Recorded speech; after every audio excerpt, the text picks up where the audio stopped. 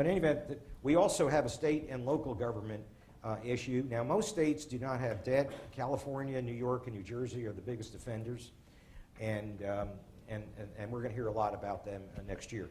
All right, now let's get to the federal government.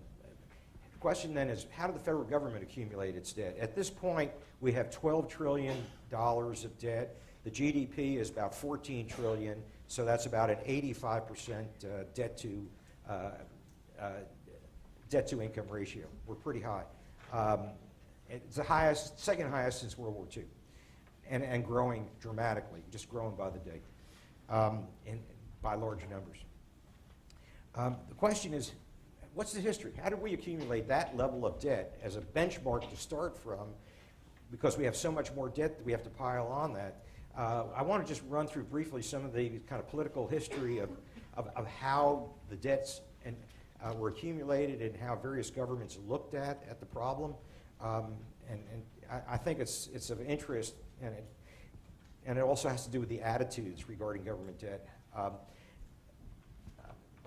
Prior to the the 1950s, virtually all government debt in the United States books had to do with previous wars.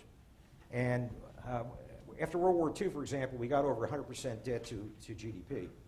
And then virtually after every war, you go through a deflationary period where you're taxing heavily to pay off debt. Taxing heavily means you run a surplus instead of it's forced savings. It's forced savings to pay off debt. And it takes income away from spending to pay off debt. So you end up with a deflationary environment. So we worked very hard after every war we've been in, and the Civil War was very inflationary, World War I was very inflationary, and big debt increases. The same thing with World War II. And I guess the biggest, most inflationary and biggest debt was the War for Independence, actually. Basically, debt in America was a wartime phenomenon. Then in 1946, things started to change. And in fact, we came out of World War II with an attitude that I so clearly remember. There was never an election where it wasn't a plank of the Republican Party to balance the budget. Now, I'm not sure the Democrats gave lip service to it as well. They didn't like it, but they gave lip service to it. But the Republicans really meant it. And every year they fought to balance the budget. Some of the episodes I can remember clearly is like in the Eisenhower administration. He was there for 8 years. In his 8 years in office, he had 3 recessions. And as a result of recessions, there's less tax revenue that comes in and unemployment benefits get paid, so you run a deficit. But they tried so hard, and they ran 3 fiscal surpluses that they were very, very, very proud of.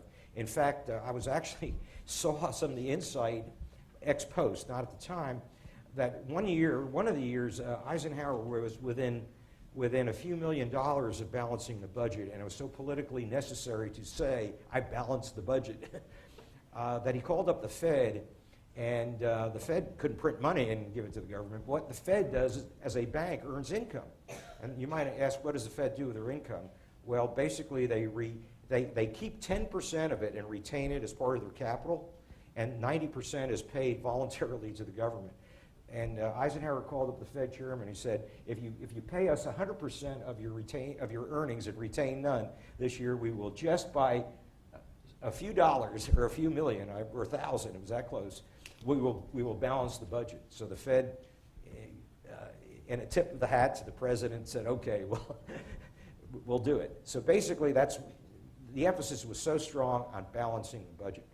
And we really didn't have debt accumulation. We were still working it down. As a matter of fact, the amazing thing to me was the income tax structure put in during World War II to pay for this huge debt, the highest marginal tax bracket, I think the bracket started at 20, and the highest bracket, if you could believe, you take a guess, what you think the highest? I think it was 92. I believe it was 92. The highest bracket was 92. When World War II was over, a year or two later, they dropped the highest bracket, and the highest bracket, I believe, became 70. And then they kept that tax structure until either 1964 or 1965. I think it was 64, and Lyndon Johnson. So it's 19 years after World War II was over, they lowered the tax rate because they were just feverishly trying to pay debt off. And it did stunt the growth rate. Although we did okay, in fact, we did fairly well. We weren't growing really fast, but we were growing reasonably, 2% probably. It was not until 1964, 19 years later, after the war was over, they finally decided to, we made enough progress to lowering the debt load that we can now relent. And we surely don't want to go back there. And by the way, I throw that as a reminder, we might have to go back there. That's very conceivable. So basically, we fought to retire debt.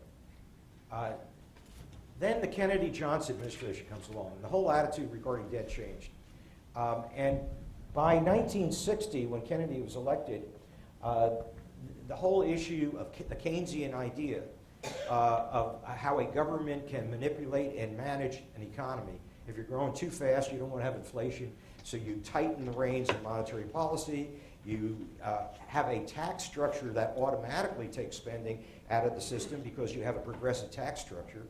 So basically, the Keynesian ideas were implemented in the Kennedy-Johnson years, where basically they didn't want to run a balanced budget every year. They wanted to set up a tax structure so that over the business cycle, we balance the budget. And when the economy's growing well, you run a surplus to restrain the economy. When the economy's doing poorly, you run a deficit. So the whole idea started out, at least in 1960, to run a balanced budget over the business cycle. So that was a departure. Another major departure happened under Johnson when we got into Medicare. I think Medicare was voted in, I believe, in 65, as I recall. I might not have that year right, but I think it was Johnson's year when Medicare was a major extension of the entitlements. But what also happened during the Johnson years, which absolutely staggered me, and another major departure, huge departure. Social Security had been on a trust fund basis. We paid in our FICA taxes and went into a trust fund. From a macroeconomic point of view, you're taking purchasing power out of the economy, and it's forced savings, so it slows the economy down. It had a name. The name was called Fiscal Drag. And they decided they wanted to get rid of the fiscal drag, and it was 1965, and it was a regrettable year because it's the year when they really needed fiscal drag, because we were just getting into Vietnam, which generated inflation. But nonetheless, they sent Wilbur Cohn, who ended up being a professor here at the LBJ School, who was then Secretary of HEW, and he lobbied Congress, and he got the bill through Congress to make Social Security pay as you go, meaning that the FICA tax will be used for whatever the government was spending money on that year, including the Vietnam War or whatever, instead of going into the trust fund. So basically, they got rid of the idea, the whole concept of the retirement entitlements would be balanced budget. We pay for them in advance.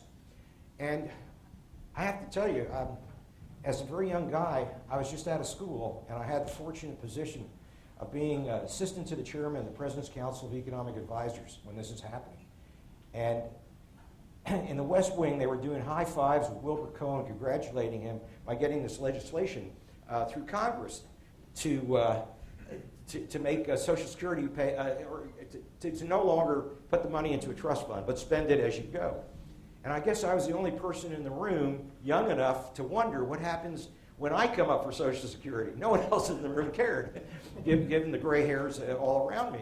And I made the naive question is what happens down the road when those entitlements to the baby boomers have to be paid out? And basically it was an attitude of, they'll figure it out later. Well, later has finally come. We're here. They basically couldn't care. I think the sense was, Keynes had this famous quote in the general theory called, and people asked him about, the whole idea of debt, running debt, and in the 1930s they were afraid of debt because the debt has to be paid when the debt is due by the grandchildren or the children. And he said, and people asked Keynes, isn't this immoral to be accumulating debt as a means of economic stabilization? And his answer was, well, that'll take place in 30 years, and in the long run we'll all be dead. Well, some of us are still alive. But nonetheless, they made this intergenerational transfer with little thought, and I was there, and I was shocked. And I was the only one in the room that seemingly was shocked because I was the only one that was going to be affected by it. Wilbur Cohn came to LBJ school and taught here. He was the secretary of HEW, and I asked him subsequently about it, and basically that was his attitude. Same thing. So now we have a situation where we have unfunded entitlements.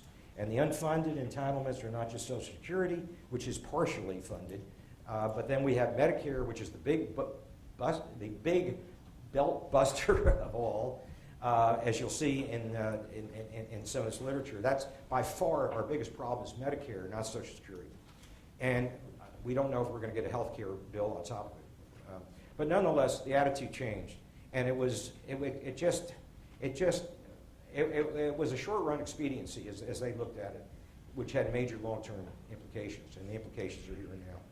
So basically, that's how we got through the Kennedy-Johnson years, and then we get to the Reagan years, and a whole attitude came about, which you can still feel and hear today every day on CNBC. The Reagan period was very, very interesting in another respect.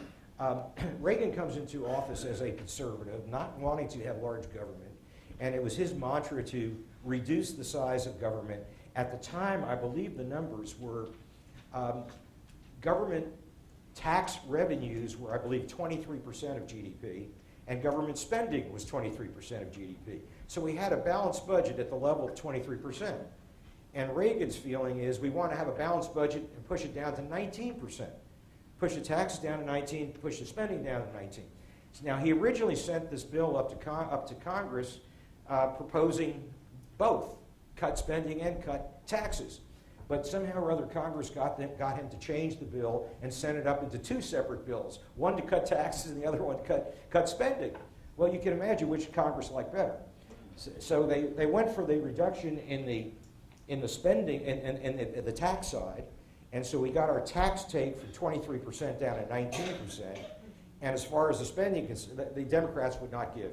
And they basically controlled the House. So basically, we ended up by reducing the tax size, but not reducing the spending side. So we get into an ongoing fiscal deficit, about 4% a year. Actually, it becomes 4 to 5, and some years 6% a year of GDP, which was totally unknown in American economic history before. We never had that kind of disparity of ongoing deficits.